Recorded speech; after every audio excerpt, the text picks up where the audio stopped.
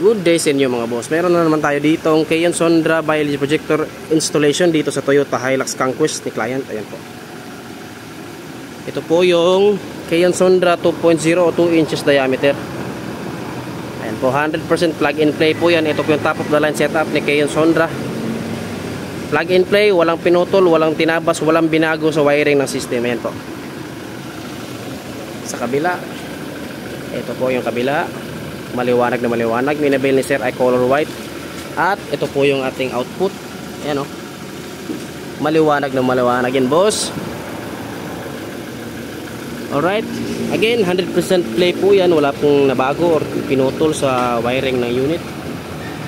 Again, this is Keyon Sondra by LED projector.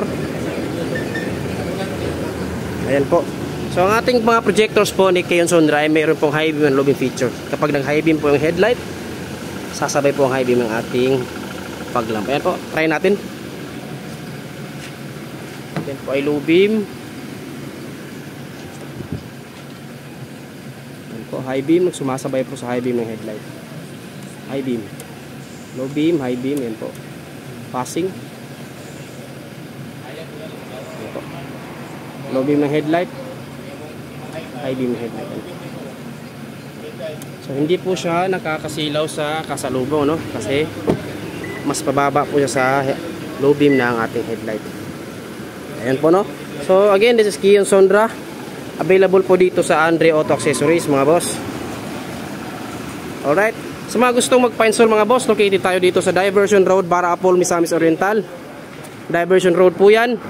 Yan po papuntang Upol. From Cagayan, Wilcon Depot, Petron. At ito po, Andres Auto Accessories. Pag kayo naman ay galing Upol, papuntang Cagayan de Oro, ito po ang aming signage sa taas. Andres Auto Accessories, yan po. Peace!